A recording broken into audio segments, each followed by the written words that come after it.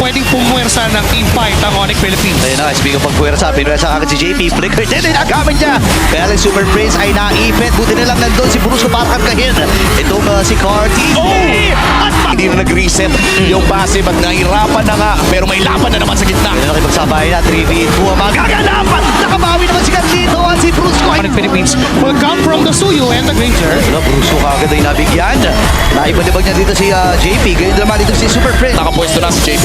Oh, ayaw magpakita dito ng mga miyembro dito ng Onyx. At tayo balibag na kami si JP. Mind trick. Okay, Sanford, nandito na. Black Dagger 4, minagamit na rin dito ni Kenny Kirk. At si Chico, nag-ugi! Ayun na, may ipit naman si Brusco. Lapag yung Summer Force. Teddy, nakais ko rin na isa. Abang si Kirk ngayon ay maiipit din. Yung Rebel Manipulation. Iipit siya. Kaya lang sa may kilid, may nagaganap din. Super Prince versus 2. Ando na rin si Kiko Tudoresio. Pinaprotektahan lamang niya si Monster Mage. Pero mauuna, si Kirk may Black Dagger 4 pa. Gagamitin na nga niya ito. Ngayon, napag din yung Summer Force dito. Teddy at si Kiko pa rin na nag-ugi. Ipit ata. Itong si Sanford, kailangan din sa gamit yung Purify. Pero mamalang din siya dito sa kamay ni Super Prince. Si Sabero, nakastock na rin finally ng kanyang piercer. Habang si Teddy, sabi ni Sabero, eto na ang aking pagganti. Mid lane fight na dinagat ng Onyx. Grabe, pinasok agad ni Brusco. Dahil ba naman, kaya lang wala magiging follow-up. Kasi nandun si Daddy Jamie para protektahan ng mga miyembro dito ng Team Black White. Pero nakapatay na rin ng dalawa. Actually, dito ang Onyx. Pwede pa silang kumuha ng isa. Teddy, naispatan nila. Pero pa rin naman dito ang pagsugod dito si Kirk dahil napag yung Summer Force. Pero mag-maximize siya ba? Yan ang katanungan. Napasubsub na rin dito si Cartesi.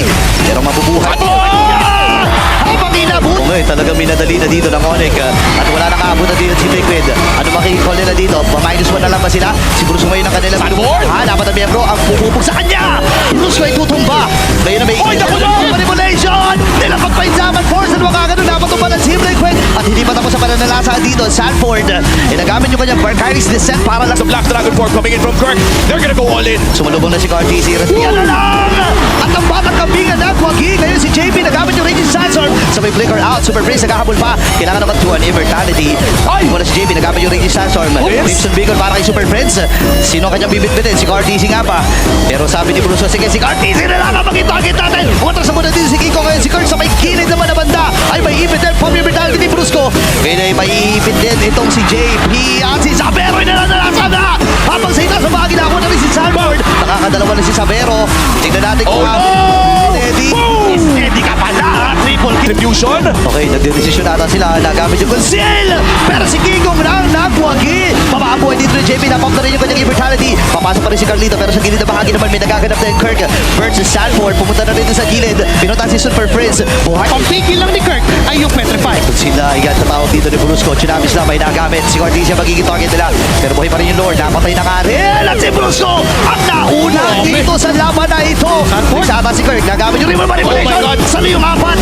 Kailangan na umatras. Steady dito. Ang Lord na ito. Cartesia ngayon. Kaya hawak na lang. Black Dragon 4 may nagamit. May gusin na rin na bibitawan dito si Brusco. Pero ang ganda ng show. Dito si Black Brenda. At si Carlito ang nagwagi. Sanford sa may gilid.